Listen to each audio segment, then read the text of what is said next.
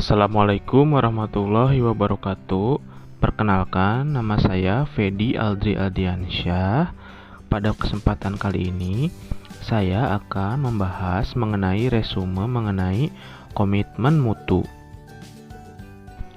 Komitmen mutu adalah janji yang direalisasikan dalam bentuk tindakan untuk memenuhi standar nilai, efektivitas, efisiensi, inovasi, dan mutu layanan publik dengan berorientasi kepada kualitas hasil. Komitmen mutu itu sendiri terdiri dari 4 konsep, yaitu efektivitas, efisiensi, inovasi, dan mutu.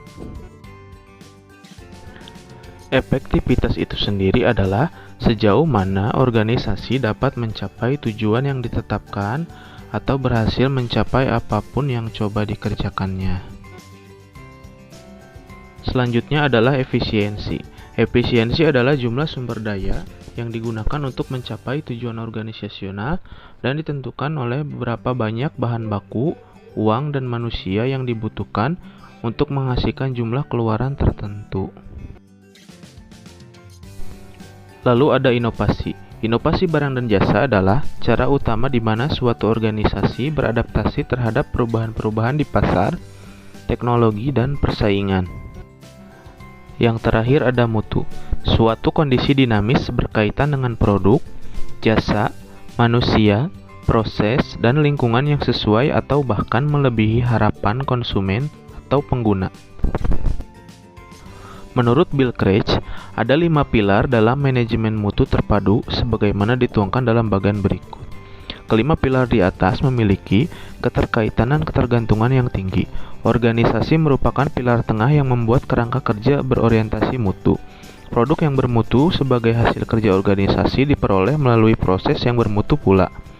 Dengan dukungan komitmen tinggi dan seluruh komponen organisasi tentu tidak dapat mencapai target kelembagaan secara efektif, efisien, dan inovatif tanpa ada pemimpin yang kuat dan kredibel.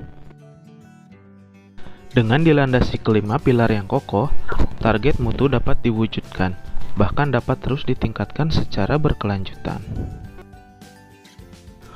Ada 10 strategi yang mesti dijalankan organisasi agar pelaksanaan manajemen terpadu dapat berjalan dengan baik, yaitu menyusun program kerja jangka panjang yang berbasis mutu, membangun mindset pegawai terhadap budaya mutu, mengembangkan budaya kerja yang berorientasi mutu, bukan sekedar melaksanakan tugas rutin dan sebagaimana formalitas menggugurkan kewajiban, meningkatkan mutu proses secara berkelanjutan agar menampilkan kinerja yang lebih baik dari waktu ke waktu, membangun komitmen pegawai untuk jangka panjang, membangun kerjasama kolegial antar pegawai yang dilandasi kepercayaan dan kejujuran, memfokuskan kegiatan pada kepuasan pelanggan, baik internal maupun eksternal, beradaptasi dengan tuntutan perubahan, menampilkan kinerja tanpa cacat, lalu terakhir menjalankan fungsi pengawasan secara efektif untuk mengawal keterlaksanaan program kerja. Implementasi ke-10 strategi yang dianjurkan di atas diharapkan dapat membantu pimpinan dalam mewujudkan kinerja produktif dan inovatif. Selanjutnya, metode perbaikan mutu. Metode perbaikan mutu adalah persepsi pengguna layanan terhadap kemampuan terhadap organisasi dalam menjawab kebutuhan harapan pelanggan. Salah satu contohnya adalah PDCA. Metode PDCA ini diperkenalkan Edward Deming tahun 1950 pada saat ia memberikan kuliah di Jepang. Biasanya dikenal juga dengan istilah lain yaitu Plan Do Study Act (PDSA). Yang pertama adalah plan atau perencanaan. Pada tahap ini dilakukan identifikasi berbagai permasalahan yang dihadapi, penyebabnya, dan solusinya.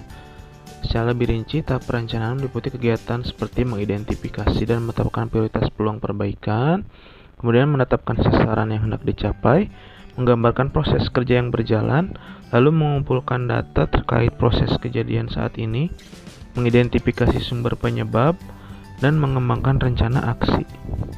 Lalu selanjutnya adalah do atau melaksanakan. Dalam tahap ini, rencana aksi yang sudah disusun harus dijalankan secara konsisten oleh semua orang.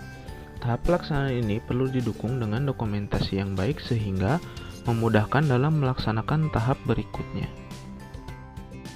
Selanjutnya adalah cek atau pemeriksaan. Tahap ini dilakukan pemeriksaan apakah rencana aksi yang sudah dilakukan telah berjalan dengan semestinya.